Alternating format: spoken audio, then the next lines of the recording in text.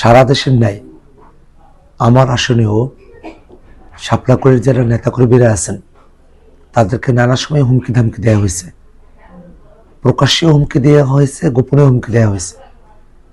আজকে বিকালবেলা হঠাৎই আমার ফোন নাম্বারে একটি অপরিচিত নাম্বার থেকে কল আসে এবং তিনি অশ্লীল গালিগালাজ করেন, প্রাণনাশের হুমকি দেন, আমার পরিবারকে কেটে ফেলবে, মেরে ফেলবে, ইলেকশন হওয়ার পরে দেখে নেবে, এই ধরনের নানা ধরনের ভয়ঙ্কর হুমকি প্রদান করতে শুরু করে। এবং এরকম ধরনের ঘটনাগুলো এর আগেও ঘটলেও এখন এই নির্বাচনের সময়টাতে প্রাণনাশের হুমকির মতো ঘটনা সত্যি আমাদেরকে ভাবিয়ে তোলে। বর্তমানে আইন শৃঙ্খলা বাহিনী সবগুলো অস্ত্র এখন পর্যন্ত উদ্ধার করতে পারে নাই। অবৈধ অস্ত্রের একটা সরাসরি আছে, একটা জনজোয়ার তৈরি হয়েছে, সেটাকে ঠেকিয়ে দেওয়ার একটা প্রচেষ্টা রয়েছে।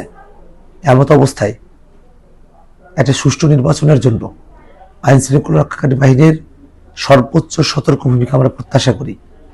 একই সাথে আমরা এই কথাটা বলতে চাই যে বাংলাদেশে দীর্ঘ সময় ধরে যে ফেসিবাদ চেপে বসেছিল তার বিরুদ্ধে লড়াইয়ে আমরা কখনো পিছু পা হয়নি।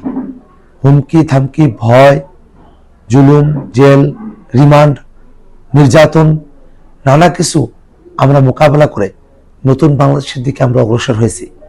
আমাদেরকে ভয় দেখিয়ে, উড়ো কথা বলে, প্রাণনাশের হুমকি দিয়ে কোনোভাবেই আমাদের যে জয়যাত্রা সেটাকে থামিয়ে রাখা যাবে না।